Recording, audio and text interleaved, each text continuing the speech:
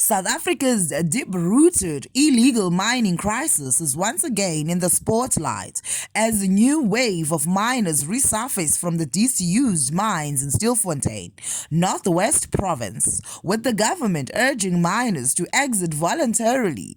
Let's explore what's driving this phenomenon and the dangers it poses.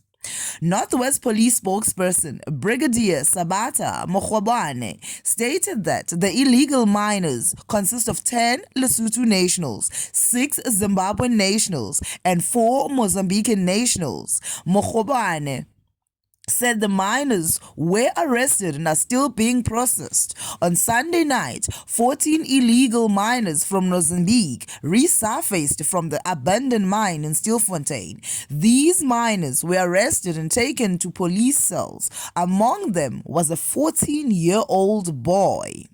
The police interviewed the arrested miners, who revealed that there are heavily armed illegal miners still underground in the disused mine. According to the police, all these men are Mozambican nationals, and the 14-year-old boy is among those who have been apprehended. Stilfontein, once a thriving gold mining hub, now hosts deserted shafts that have become hotspots for illegal operations, locally known as Zamazamas.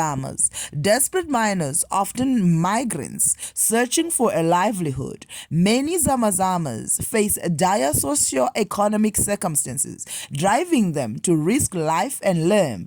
Groups like the Mining Affected Communities United in Action argue that poverty, unemployment, and a lack of government support leave miners with little choice. But this desperate quest isn't without risk. Illegal miners face cave-ins, toxic gases, and brutal rival gangs. Tragically, deaths are common. Meanwhile, Deputy President Paul Mashatile has called for miners to exit voluntarily, promising a safer transition. Yet skepticism remains. Authorities cite security and economic concerns. The influx of illegal mining destabilizes legitimate operations, fosters violence, and drains national resources. However, is voluntary surrender a realistic expectation without alternative livelihoods?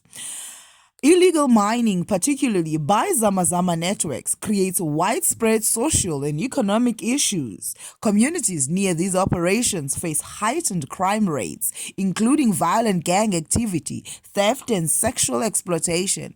Daily rivalries among miners further destabilize these areas. Public infrastructure suffers as illegal mining diverts essential resources like water and energy. Corruption thrives, complicating law enforcement efforts against well-organized criminal syndicates.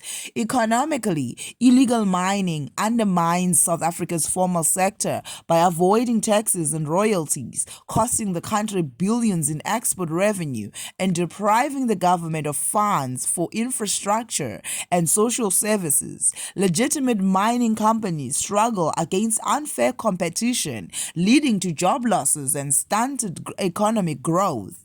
With tensions rising and more miners resurfacing, South Africa faces a critical decision. Will amnesty offer a sustainable solution, or is a tougher stance inevitable?